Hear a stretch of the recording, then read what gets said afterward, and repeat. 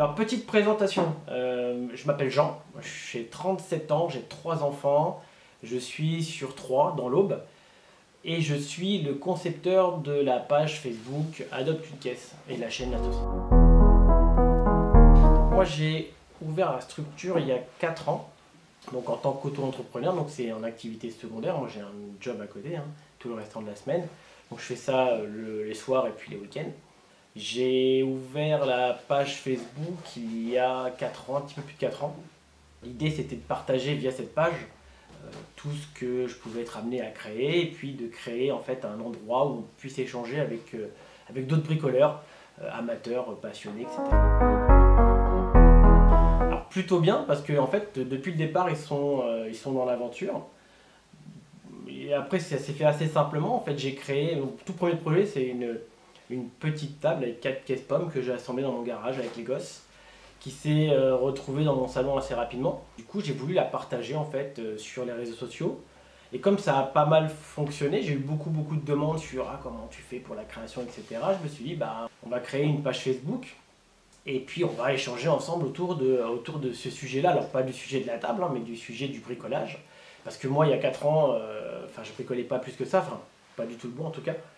Et du coup, je me suis dit, c'est bien, ce serait bien de mettre en place un endroit où on puisse échanger. Donc j'ai fait la page, et puis 2 ans après, j'ai créé la chaîne YouTube parce que j'avais de plus en plus de sollicitations, donc la communauté prend de plus en plus d'ampleur, j'avais de plus en plus de demandes, et je me suis dit, autant me filmer pendant les conceptions, et puis essayer de faire du montage, et puis montrer aux gens comment on fait avec les outils qu'on peut avoir dans l'atelier, comment on fait pour faire ses créas.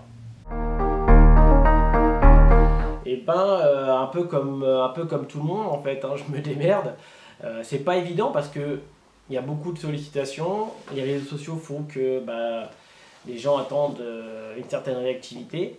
Et alors ce qui est bien, c'est que aussi les gens sur la communauté répondent aux questions des abonnés. Mais comment je m'organise, je fais le montage des vidéos le soir, quand je peux, je fais les conceptions le week-end. Et puis le soir, quand j'ai un peu plus de dispo, devant la télé avec mon smartphone, je réponds directement aux questions des abonnés, que ce soit sur ma page à moi ou même d'autres pages sur lesquelles je partage mes créas. Comme je disais, en fait, c'est parce que YouTube, ça m'a permis de pouvoir partager en vidéo les créations. Donc vraiment l'idée de YouTube pour moi, c'est de montrer toutes les étapes de conception dans la création d'un projet et de le partager en fait à plus de monde possible. Du coup je vais en prendre 2 parce qu'on va commencer par la valeur sentimentale. Le premier que j'ai fait, en fait, c'est celui qui me tient le plus à cœur, que j'ai encore, et là il est dans ma cave, mais c'est la petite table dont je parlais tout à l'heure, 4 caisses, qui a permis de lancer l'aventure. Donc c'est des caisses que mon meilleur pote m'avait données.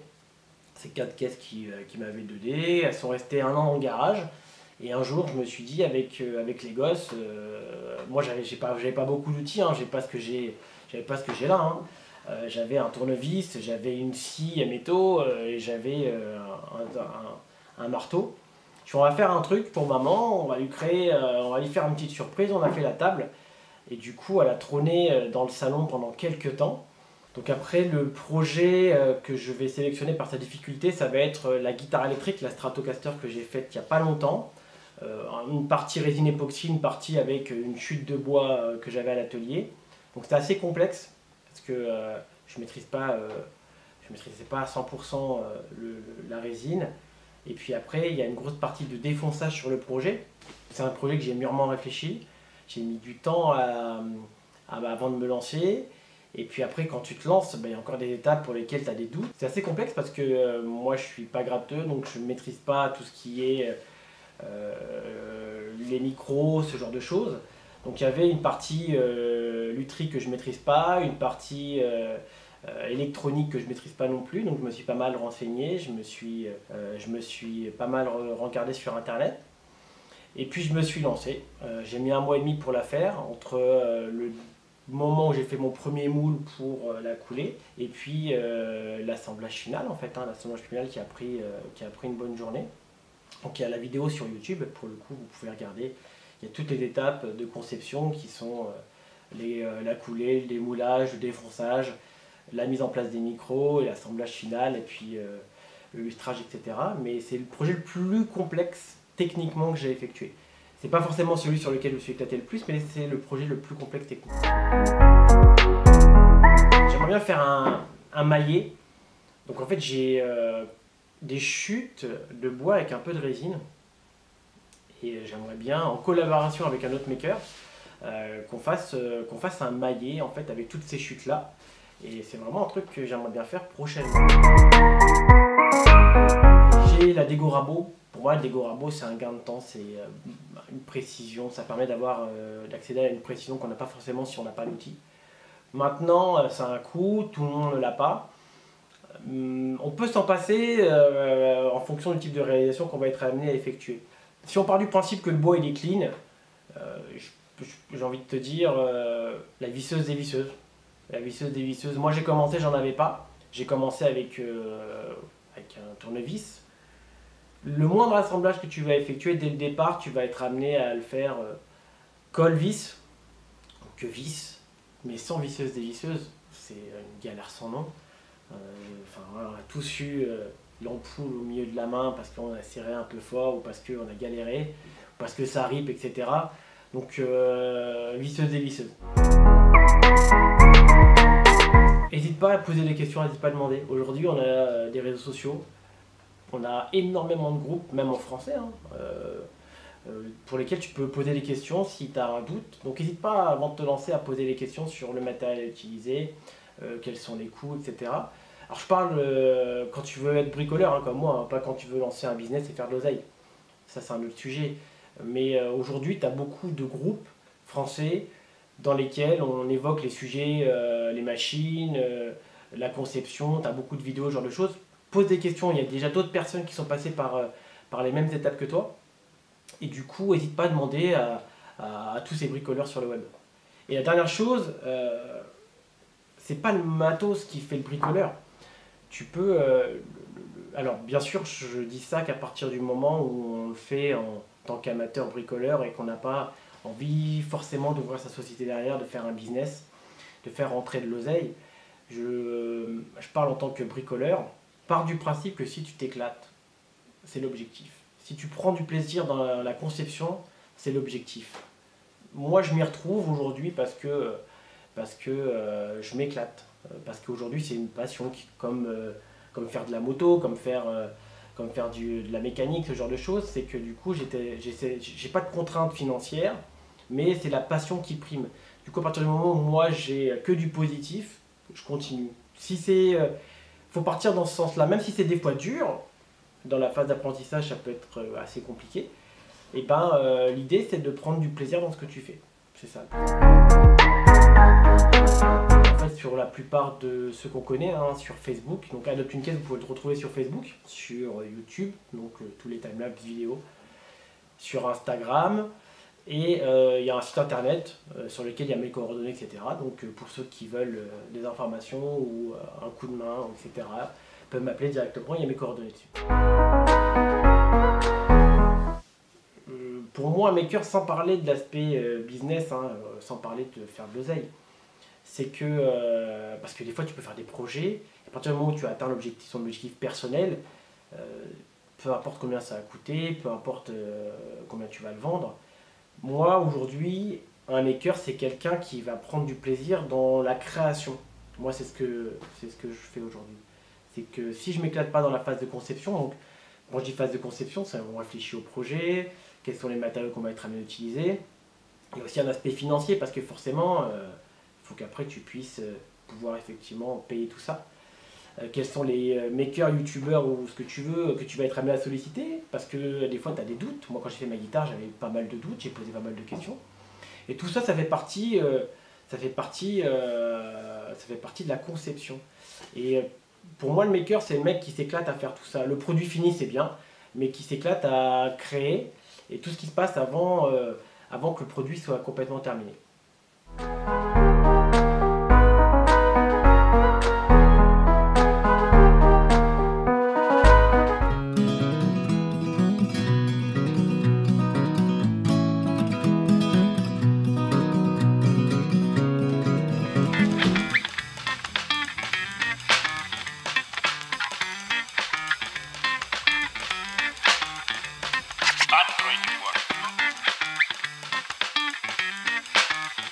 moi j'ai démarré le partage des créations, etc. D'abord sur Facebook, il y a un petit peu plus d'1 an maintenant. Et puis ensuite, petit à petit, l'idée a germé de partager mes créations en vidéo sur YouTube. Et donc voilà, donc depuis, bah, ça grimpe, c'est une aventure un peu folle, c'est une aventure pleine de découvertes, pleine de rencontres, etc. C'est vraiment une chouette aventure que je recommande à tous. Alors moi, j'ai pas tout de suite dit à ma famille que je faisais ça tranquillement dans mon coin, etc. Même ma femme était pas au courant. Et puis un jour, j'ai partagé une de mes créations sur un groupe. J'avais pas fait attention, le groupe était en public. Et donc voilà, j'ai un ami qui a commencé à voir ça. Et puis ça a fait boule de neige et tout le monde est au courant. C'est fait. La famille l'a très bien pris, ils m'encouragent dans cette voie-là. Et ça, je les en remercie. Et c'est vrai que c'est pas tous les jours facile à gérer entre bah, du coup la famille. Moi j'ai 2 filles, j'ai ma femme. Et donc, faut arriver à gérer tout ça, le travail, la famille, les amis, la maison. Et du coup, je fais des montages très tard le soir. C'est pour ça que bah, mes abonnés et mes connaissances et amis sur Facebook peuvent me trouver généralement relativement tard connecté. Je suis en train de faire du montage probablement. Et si c'est pas que je suis en train de faire du travail à la main dans l'atelier. Alors, je me suis dit que j'avais envie de faire ça parce que bah, c'est avant tout le partage. C'est vraiment quelque chose qui est primordial pour moi. Je suis à l'origine une sorte d'enseignant, hein, puisque j'ai un BPGEPS équitation. J'ai donné des cours d'équitation pendant quelques temps à du plus petit gamin des 3 ans jusqu'à du cavalier confirmé qui montait en grosses épreuves. Et du coup, bah, ça m'a donné envie voilà, de partager une autre passion qui était le travail du bois. Alors, j'ai pas du tout la prétention de dire que j'ai la connaissance absolue du truc. C'est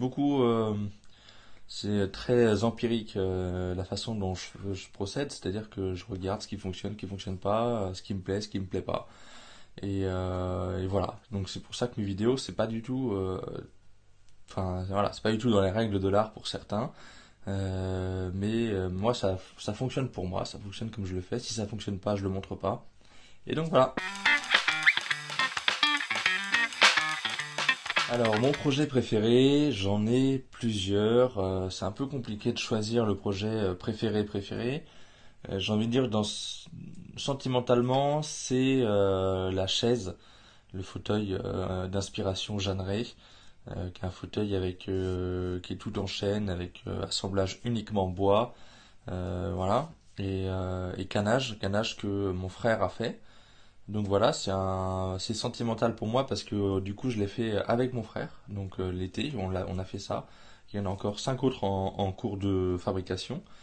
Ça en fera 6 en tout pour son appartement. Et donc sentimentalement, c'est vraiment celui-là qui me tient le plus à cœur. Après, si je devais en choisir un pour sa difficulté, je dirais que c'est le guéridon creusé dans un tronc d'orme. Celui-là, il m'a demandé quand même pas mal d'heures de travail et c'est vraiment, ouais, au niveau difficulté, c'est pas tant qu'il est difficile et compliqué, c'est que c'est beaucoup de temps passé à faire ce tronc. Alors dans les projets futurs et à venir, il va y avoir évidemment la fin des 5 chaises fauteuil Jeanneret. Ensuite, il va y avoir la fabrication d'une table de salle à manger en chêne, donc 2,50 m par 90 de large, voilà, tout en chêne massif, piétement en chêne, etc. Et puis après, si on va plus loin que les projets de fabrication, j'aimerais essayer dans les 3-4 ans qui viennent, essayer de créer une entreprise de fabrication de mobilier en parallèle du travail, etc. Donc voilà, donc j'espère que l'aventure Facebook, YouTube continuera à ce moment-là et que du coup je pourrai vous partager tout ça. Alors les outils dont je pourrais plus me passer, il y aurait éventuellement celle-ci là, la petite visseuse 12 volts de chez Metabo. C'est la nouvelle version, hein, ça vient juste de sortir chez Metabo. Moi, enfin c'est franchement la machine, ouais, je pourrais plus m'en passer, elle est vraiment Elle est super puissante, elle est hyper confortable et ça c'est vraiment un outil électroportatif dont je pourrais plus me passer. Après en outil stationnaire dont je pourrais plus me passer, et il y a ma scie sur table, la Bosch. Euh, c'est pas tant que ça soit la Bosch, mais voilà, le fait que ce soit la scie sur table, c'est vraiment hyper pratique. Même si du coup là je suis en train de me construire un autre, enfin j'ai fini de me construire un autre système avec la Flip de chez Lurem. Mais voilà, en gros, c'est en outillage électroportatif ou stationnaire, c'est les machines dont je pourrais plus me passer. Et après, si les rabots. J'aime beaucoup, beaucoup, beaucoup les rabots, le travail à la main. C'est vraiment le soir, ça m'arrive la nuit, je peux pas faire de bruit, donc ça m'arrive de faire du rabotage à la main, comme ça, la nuit. Voilà, ça c'est en silence et c'est cool, c'est plutôt relaxant, on pense à autre chose et c'est vraiment très agréable. Alors moi je suis sur YouTube depuis, ça doit faire 9 mois, quelque chose comme ça, ou 10 mois, je sais plus exactement, ça doit faire 10 mois. J'ai dû commencer mes premières vidéos sur YouTube au mois d'août de... Non, je sais plus, 11 mois, quelque chose comme ça. Peut-être un peu moins. Voilà, je sais plus, je suis perdu. Alors en conseil, si je pouvais en donner un... Enfin voilà, et ma petite expérience à moi, ça serait de... Déjà d'avoir quelques projets en tampon pour du coup si un jour on n'a pas le temps de faire des projets pendant 2 mois ou pas le temps de faire du montage vidéo, de pouvoir balancer comme ça, voilà, on a un petit projet, une petite vidéo tuto, etc. Ça c'est plutôt pratique. Même les petites vidéos d'outillage, ça prend pas longtemps à faire et ça c'est pas mal. Après vraiment en conseil plus pratique, vraiment pas se soucier des critiques. Si on commence à se soucier des critiques, on arrête immédiatement et voilà, et c'est pas du tout l'intérêt du partage. Moi, je partage ce que je sais faire. J'ai des critiques régulières. Les gens feraient mieux d'aller faire autre chose parce que j'en ai strictement rien à carrer. Mais voilà. Donc, c'est vraiment mon conseil, c'est pas se soucier des critiques qui peuvent ressortir parce que sinon on s'en sort plus. Et d'ailleurs, parmi tous les youtubeurs, je pense qu'il y en a un paquet aujourd'hui qui, dès qu'ils en chopent un qui critique ou voilà, exclusion, le problème il est réglé. C'est pas de la censure, c'est juste qu'on est là gracieusement. On prend notre temps pour partager ce qu'on aime faire. Alors ça plaît pas, mais après libre à chacun de s'abonner, de pas s'abonner. Si c'est s'abonner pour venir critiquer, ça n'a aucun intérêt. Donc moi,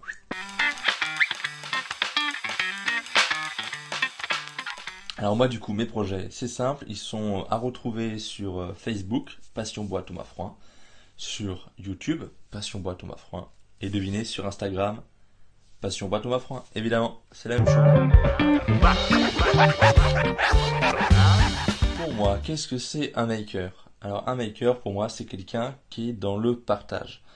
Et ça revient sur les questions précédentes, c'est prendre de son temps pour répondre aux abonnés, pour expliquer, pour voilà, pour dire ce qu'on aime faire, pour montrer ce qu'on aime faire, pour expliquer comment faire les choses si nous on a réussi à les faire, pour prendre le temps de conseiller les gens sur de l'outillage par exemple. Moi j'ai beaucoup de questions qui reviennent sur l'outillage et voilà, on me demande les machines que j'utilise, pourquoi, qu'est-ce que je pense de cette machine-là. Alors voilà, j'ai beaucoup moi d'outillage on va dire entre guillemets professionnel parce que j'aime bien l'outillage, mais il y a des gens qui sont uniquement dans la création, qui l'outillage dont ils se servent, hormis pour des utilisations très spécifiques où c'est des machines qui sont uniquement disponibles dans certaines marques, qui a priori s'en fichent.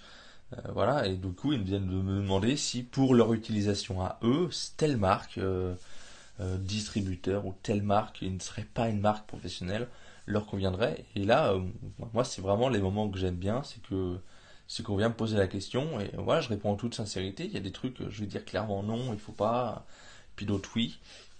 Puis des fois, voilà, on vient me demander, ah, tu penses que le plateau de l'établi, il faudrait mettre plus un contreplaqué, plus du massif. Bah, ça dépend ce que tu veux faire. Si tu veux faire du montage dessus, éventuellement un contreplaqué perforé ou un MDF perforé pour venir passer le serre-joint, bah, ça c'est le top. Si tu veux venir bourriner et puis pouvoir raboter dessus et que la masse soit suffisante pour que ton établi bouge pas, il te faut du massif. Et donc voilà, tout ça, moi c'est vraiment au-delà du partage de mes vidéos sont vraiment un moyen de communiquer avec les gens et d'avoir un début d'interaction, et cette interaction-là crée quelque chose. Voilà. Donc aujourd'hui j'ai 1500 abonnés, c'est 1500 super abonnés. Même si j'en ai deux trois qui me mettent des petits pouces négatifs quand je partage des vidéos sur YouTube, mais je pense qu'il y a des petits rageux dans le lot aussi. Mais ça me fait marrer. Mais voilà, les autres, c'est 1500 super abonnés et j'ai des pouces, j'ai des partages, j'ai des gens qui me posent des questions, qui m'encouragent. Et voilà, partage c'est ça. Et moi j'encourage tout le monde à le faire.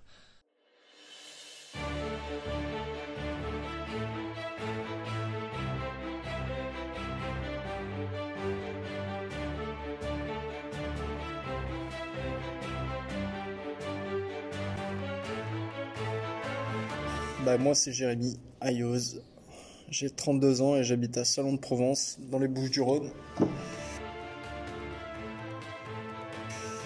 J'ai créé la société Palate depuis 2 ans. Ouais, ça fait depuis 2 ans, depuis le 1er décembre 2017. J'ai créé la société avec pas grand chose et à un moment donné il fallait se lancer, donc on a fait ça. Je planifie beaucoup à l'avance par rapport à mes chantiers, mes horaires et surtout par rapport à ma fille. Après, ce qui est important, et je pense que c'est même le plus important, c'est que moi j'ai une femme, elle est extraordinaire et du coup elle gère pas mal. C'est pas la mère de ma fille et du coup c'est sa belle-mère et elle gère quasiment tout. Elle est là pour la petite, donc ça me permet de me consacrer au travail et d'allier les deux. Et quand je travaille un peu tard, ben, c'est elle qui prend le relais, c'est mon pilier. Donc voilà. Je revenais de Suisse, je me suis séparé de la mère de ma fille. Et puis de là, j'ai commencé à faire des meubles en bois. J'en ai fait 1, 2, 35. Puis au bout d'un moment, j'ai vu que j'aimais bien ça, que ça me plaisait. J'avais pas beaucoup d'outillage, mais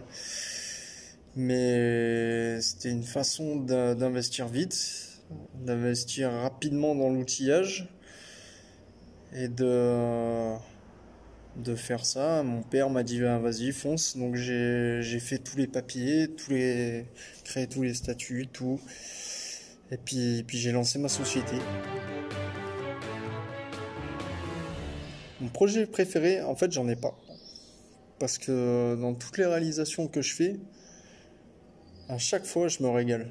J'ai pas un seul projet qui me paraît c'est à chaque fois des défis. Moi, je suis pas mal dans la rénovation, donc c'est vrai que c'est pas mal de défis entre les murs qui sont pas droits, et c'est de la rénov et voilà. Ici, c'est des vieilles maisons, c'est des vieux masses. Il faut allier le renouveau, le design avec tout ce qu'il y avait d'ancien déjà sur place. Donc à chaque fois c'est des bons défis et du coup c'est vrai que j'ai pas un projet en particulier qui m'a vraiment régalé quoi. Et à chaque fois c'est des défis et c'est vraiment un plaisir de les faire.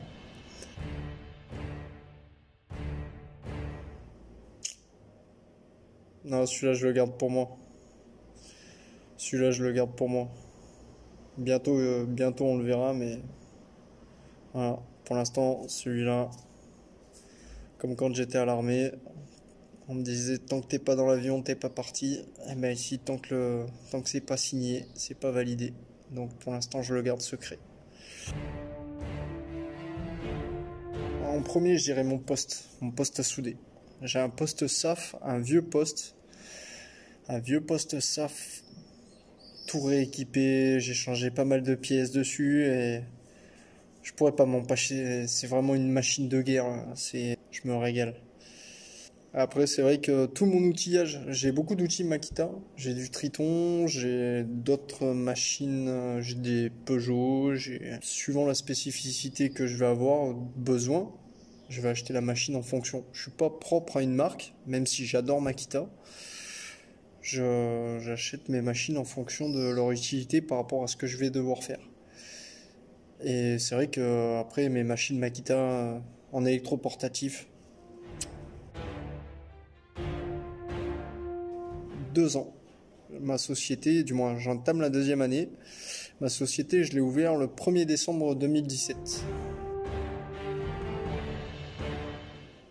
Bah fonce. Fonce. N'aie pas peur. Fonce. Et je pense que si tu as le potentiel, il faut s'en donner les moyens. Après, c'est de la rigueur. Dans tout ce qu'on fait, il faut de la rigueur. Il faut de la rigueur dans ses papiers, dans ses devis, savoir répondre aux exigences des gens rapidement. Parce que je sais pas comment ça marche partout en France, parce que je travaille pas partout en France. Je travaille dans mes départements voisins, mais j'ai beaucoup de chantiers parce que les gens demandent des devis et n'ont pas forcément des réponses. Donc moi je suis réactif, j'ai du travail.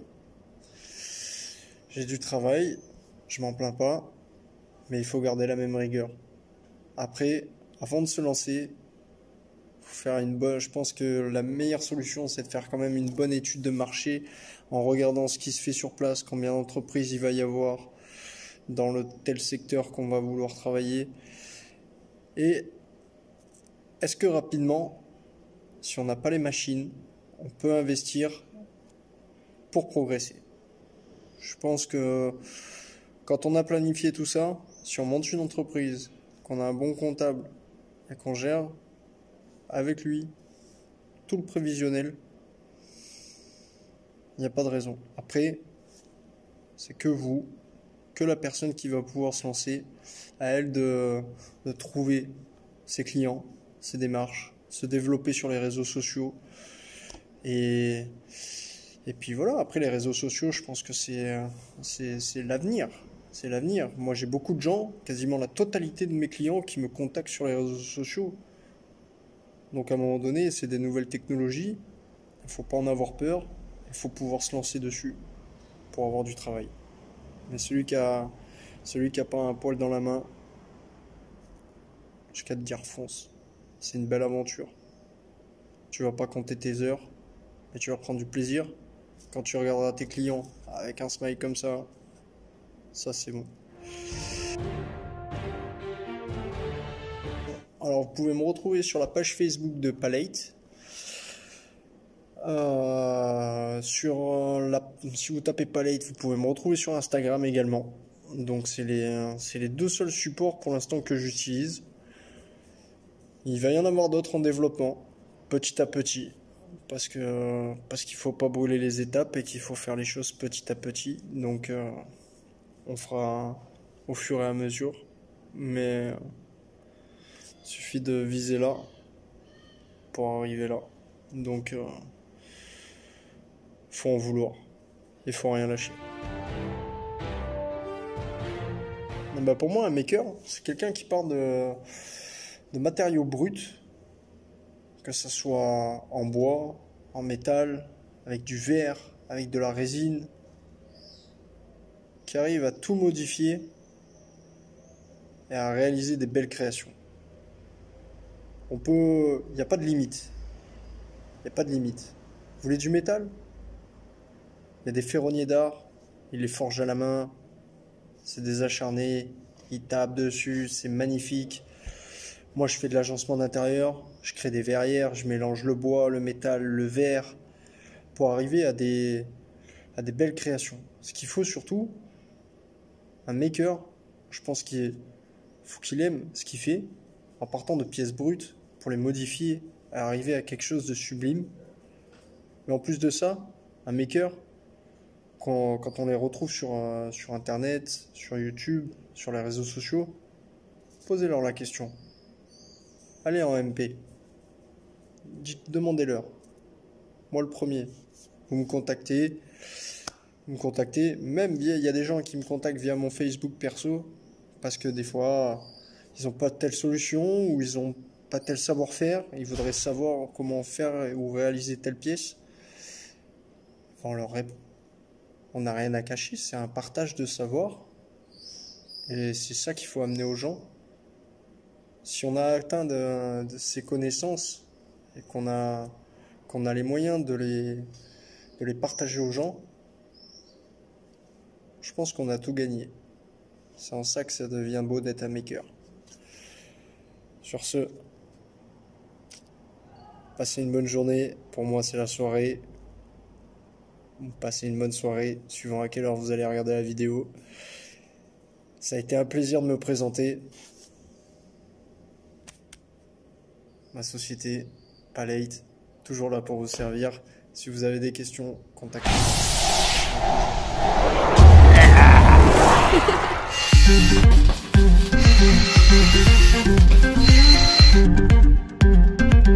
Bonjour, c'est Matt Bricole, mais dans la vraie vie, Mathieu Lemaire, 32 ans, j'habite une petite ville du sud de la Charente-Maritime, à Chepnier.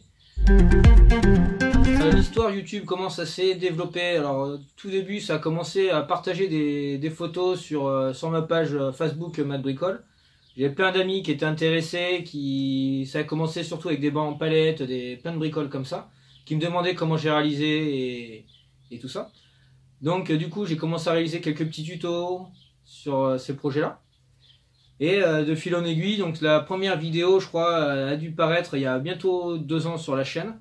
Donc c'est là où la chaîne on va dire a été officiellement lancée, si on peut dire ça comme ça. Au début c'était vraiment juste comme ça pour le fun et bref c'est toujours pour le fun, hein, faut pas se leurrer. Voilà, donc c'est clair que c'est un truc qui demande énormément de temps parce qu'il faut réussir à concilier le travail, où on travaille à peu près une quarantaine d'heures, plus le bricolage de la maison, parce que je viens d'acheter une maison récemment avec à rénover, donc avec beaucoup de travaux à faire dedans, donc tout genre. Et en plus la vie de famille, donc et puis le temps pour faire du bricolage, ça prend du temps certes, mais le plus chiant c'est quand même le montage qui demande beaucoup de temps. Et c'est la partie que pas beaucoup de personnes je pense réalisent. Mais bon, après on arrive quand même à concilier tout ça, ça le fait quand même. Quel moment? Donc en fait au début c'était vraiment purement pour partager mon expérience avec des amis ou des personnes qui étaient dans le même cas que moi, qui voulaient construire un banc en palette et qui n'avaient pas trop d'idées, qui savaient pas trop comment découper les planches ou ainsi de suite. C'était pour leur montrer ma manière à moi de faire, partager mon expérience et pouvoir en faire profiter les autres aussi. Et donc c'est pour ça que je fais essentiellement beaucoup de trucs à base de récupération ou de trucs que je trouve ou qui traînent ou pour essayer de faire le moins de dépenses possible pendant mes projets. Alors mon projet préféré, alors moi j'aime bien quand même, mon projet préféré ce serait mes projets soudure, je pense. Là j'ai fait la vidéo de mon portail, bon, qui est quand même sorti il y a quelques mois. C'était un projet qui m'a super intéressé, parce que bon j'ai fait de la soudure, un peu de maçonnerie, même si c'est pas mon gros kiff du tout. Du terrassement à la main, qui était vraiment une grosse galère, parce qu'on est tombé sur une partie avec un tronc d'arbre, des cailloux, on s'est bien miséré, mon copain.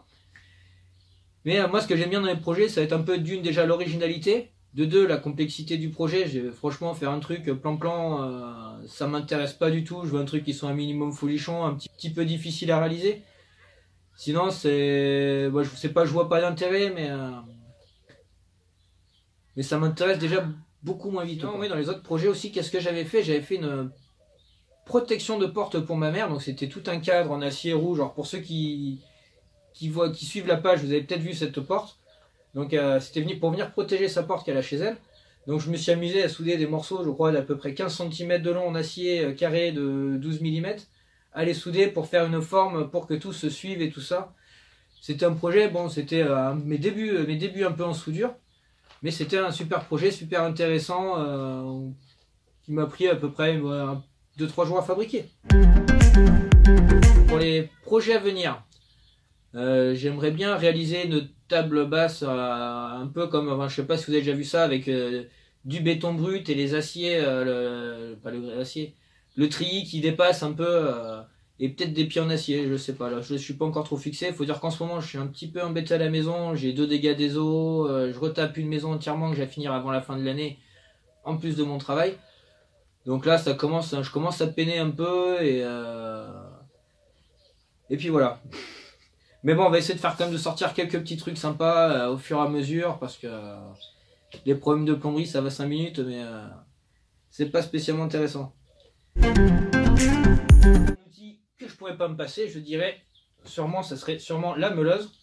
Bon, c'est vraiment parce qu'il faut choisir qu'un, parce que sinon si j'avais le choix entre la meuleuse, la perceuse et le poste à souder, je sais pas lequel je choisirais. Se lancer, quel conseil j'aurais à donner? Alors pour ceux qui veulent se lancer, franchement faut oser y aller, quoi. Faut pas avoir peur, faut se lancer. Et on aura toujours des moqueries, de toute façon il y aura toujours des haters sur YouTube, sur Instagram, sur Facebook, il y aura toujours des commentaires faciles. C'est facile de se cacher derrière un nom comme ça et puis dire ah peut-être t'as mal fait ton truc, oh merde t'as fait de la merde. Ça se fait vachement. Franchement ces commentaires là faut les zapper. Faut faire ce qu'on a envie, partager ses expériences, prendre des expériences des autres, avoir un peu tous les commentaires et regarder ça dans une globalité. Puis franchement le truc c'est de faire ce qu'on a envie, s'amuser. C'est le but, c'est de s'éclater quoi. Pour moi c'est ça. Il n'y a pas d'autre mot. Donc vous pouvez retrouver ma page. Donc je suis beaucoup sur Facebook et Instagram essentiellement. Et j'essaye dès que je peux, je publie une vidéo sur YouTube. Donc en moyenne, en ce moment, je dois en faire à peu près entre 1 et 2 vidéos par mois. Mais bon, c'est pas un rythme que j'arriverai à suivre longtemps, je pense. Ça serait bien, mais ça risque d'être compliqué. Alors, pour moi, un maker, c'est un mec qui s'éclate à bricoler, qui innove, qui est toujours en train de chercher la perfection ou à créer un projet de plus en plus fou, un truc de plus en plus intéressant, et qui va s'éclater dans ce qu'il fait, quoi. Le mec il va adorer son truc, il va être à fond dedans quoi. Et il va aussi partager ses expériences, qu'elles soient réussies ou ratées sur les réseaux sociaux, disant merde j'ai fait telle connerie, qu'est-ce que vous avez à me conseiller pour rattraper la boulette. Et même quand il aura des réussites, il va faire une super vidéo, la mettre sur les réseaux sociaux pour que tout le monde puisse profiter de son expérience, voir ses connaissances. Avoir des petites astuces bricolage que certains ça se trouve ne connaîtraient pas ou ne connaissaient pas avant de l'avoir, alors que c'est des fois un geste bidon qu'on fait tous au quotidien quoi. Voilà. Bon, à bientôt les amis.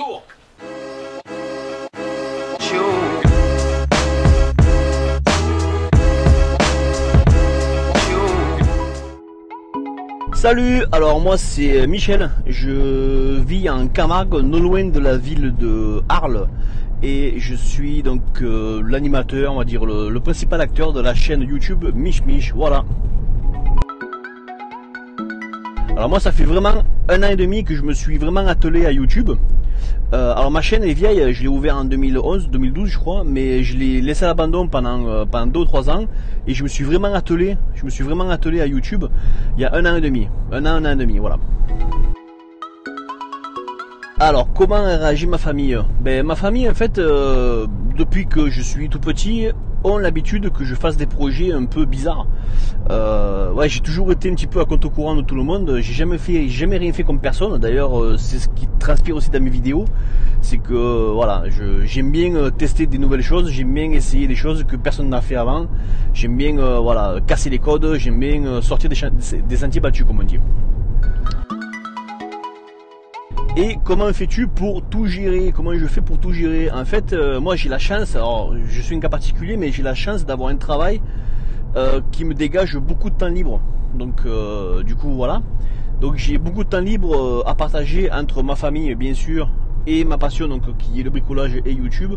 Donc voilà, pour l'instant tant que ça dure, ça dure et le jour où je devrais arrêter, tant pis, j'arrêterai avec regret, mais bon, voilà. Alors tu vois, je me suis dit, je vais commencer sur YouTube sérieusement à la fin de mes travaux, maison, à la fin de ma rénovation maison, parce que tout le temps des travaux, donc ça a duré 1 an et demi, j'ai pas arrêté de regarder des tutos sur comment poser une chiotte, sur la plomberie, sur l'électricité, sur le carrelage, sur le placo, sur voilà, donc sans les nommer, donc JVS, Takayaka, Eric le carreleur, Nico du maçon du 47 et d'autres que j'oublie. D'ailleurs les gars, je suis désolé si je vous oublie. J'ai regardé des centaines de tutos pour m'aider à rénover ma maison. Et quand j'ai posé donc les meubles dans la maison, que j'ai commencé à habiter dedans, je me suis dit, ces mecs-là m'ont aidé énormément avec leurs tutos. Moi aussi, j'ai des choses à partager. Pourquoi pas? Voilà, donc pourquoi pas aider d'autres personnes comme ces gens-là l'ont fait avec moi. Alors mon projet préféré, la barque. La barque, donc c'est le dernier projet que je viens de faire sur ma chaîne là. La barque, c'est le plus gros, c'est le plus long, c'est le plus complexe que j'ai fait jusqu'à maintenant. Alors je parle pas du tracteur parce que le tracteur c'était mon tout premier projet. Donc quand vous allez vraiment au tout début de ma chaîne YouTube, vous avez donc 2-3 vidéos de mon tracteur. Mais ça bon, ça je l'ai pas filmé, donc voilà. C'était un projet super intéressant, mais qui pour moi, étant mécanicien de formation, a été moins compliqué à réaliser que la barque. Voilà.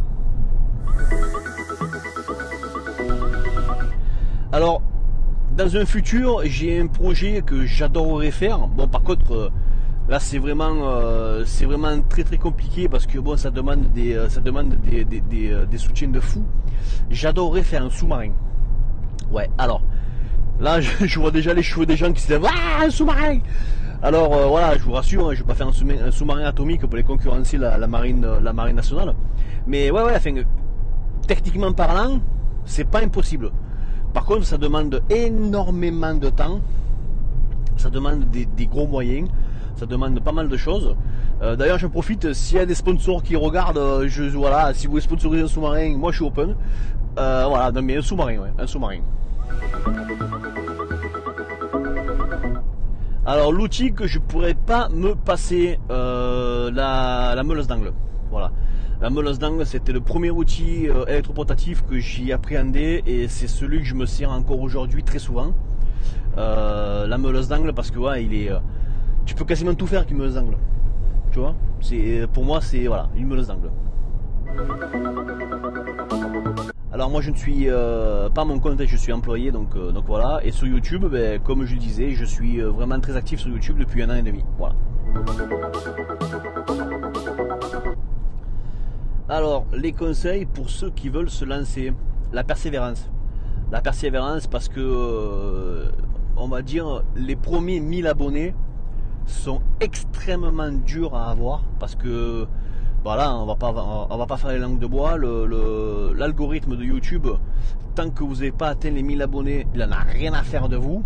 Voilà, donc il vous met pas en avant, c'est clair, parce que comme vous n'êtes pas monétisable, donc vous pouvez pas faire de la publicité sur votre chaîne, donc vous ne l'intéressez pas. Voilà, c'est clair, c'est clair. Donc de la persévérance, parce qu'avec la persévérance et de l'obstination, on arrive à tout. Alors mes réseaux sociaux, donc Facebook, Instagram. Donc d'ailleurs sur Insta et sur Facebook, je montre même des petits projets que je ne prends pas la peine de filmer puisque c'est vraiment des tout petits projets. C'est souvent des restaurations d'outils, donc des vieilles haches, des vieux marteaux, ce genre de choses là. Donc moi j'adore faire ça, c'est vraiment un kiff. Je trouve que restaurer une vieille hache, ça me prend 1 heure, 1 heure et demie, 2 heures, 3 heures, je m'en fous, c'est pas tellement de temps. C'est tellement relaxant parce que pendant 3 heures, je m'enferme dans l'atelier. Et puis je pense plus à rien. Je brosse la rouille, je décape, je polis, j'affûte la hache, etc. Donc ce genre de choses. Voilà, donc Facebook et Insta. Un maker, c'est quoi un maker? Ben déjà si on traduit le mot en anglais, ça veut dire un faiseur. Donc voilà, la traduction par elle-même, c'est quelqu'un qui fait. Quelqu'un qui fait tout et n'importe quoi. Pour moi, un maker doit absolument sortir des chemins académiques. Voilà. On soude parce qu'il faut qu'on soude, on travaille le bois parce qu'il faut qu'on travaille le bois, on travaille la résine parce qu'il faut qu'on travaille la résine. Mais moi, j'ai horreur d'un truc, c'est de suivre les voies académiques. Voilà, donc moi quand j'ai un abonné qui me laisse un commentaire en disant que ouais mais à l'école j'ai pas appris comme ça, ben justement c'est le but. C'est le but d'un maker, c'est d'essayer des nouvelles techniques, d'essayer des choses qui n'ont pas été faites, d'essayer des choses nouvelles. Voilà. Voilà ce que c'est pour moi un maker, c'est quelqu'un qui ne suit pas les voies toutes tracées.